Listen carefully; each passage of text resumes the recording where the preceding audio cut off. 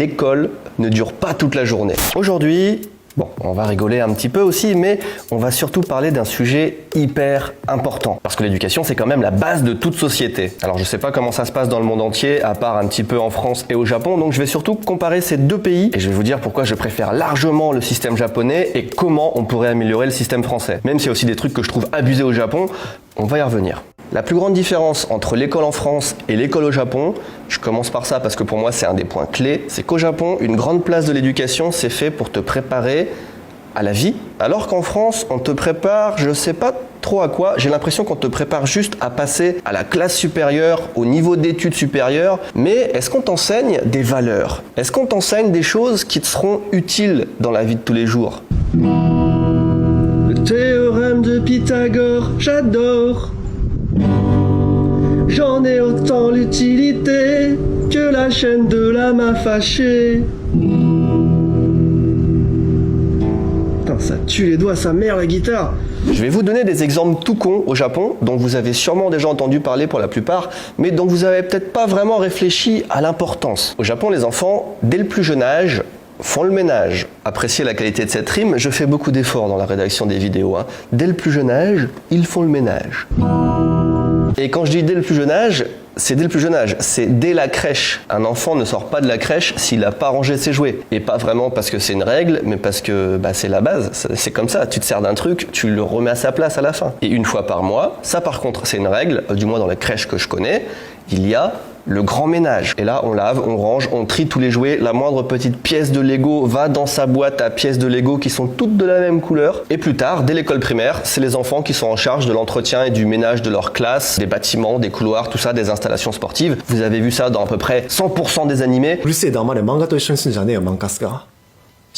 Et ça, qu'est-ce que ça t'apprend? Eh ben, ça t'apprend dès le plus jeune âge à respecter les espaces publics et les biens communs. N'importe quelle personne qui a déjà mis les pieds au Japon, et même dans une grande ville comme Tokyo, a été impressionnée par la propreté et l'absence de dégradation. Va dans un train, essaye de chercher une vitre qui est rayée, tu trouveras pas. Tu vois que les gens respectent à mort les espaces publics. Toutes les saletés, les trucs comme ça, c'est des micro-agressions quotidiennes qui viennent au final te bouffer la vie en fait. Et si tu vois dans la rue passer un camion poubelle, c'est pas le vieux camion rouillé qui pue à 2 km. Le camion, il est entretenu, il est lavé comme si c'était une limousine de location pour les mariages. Mais vraiment. Je suis Franck, le camion poubelle. Je ramasse les ordures pendant la journée.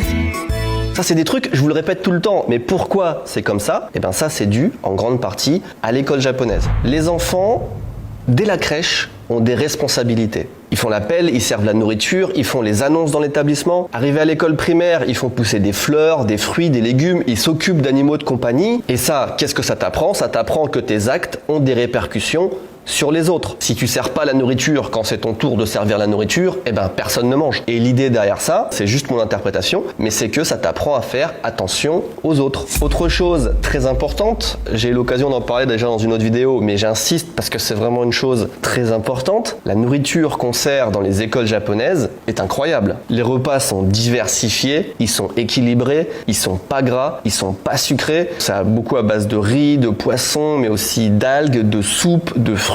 Et je sais que pour la plupart d'entre vous, et même pour moi, c'est pas forcément le repas qui vend du rêve, on est d'accord, mais ça c'est justement parce qu'on n'a pas été habitué à manger ce genre de truc depuis le plus jeune âge. Et ça, qu'est-ce que ça t'apprend? Eh ben ça t'apprend tout simplement à bien manger dès le plus jeune âge. Et est-ce que c'est pas le plus beau cadeau qu'on puisse te faire dans la vie?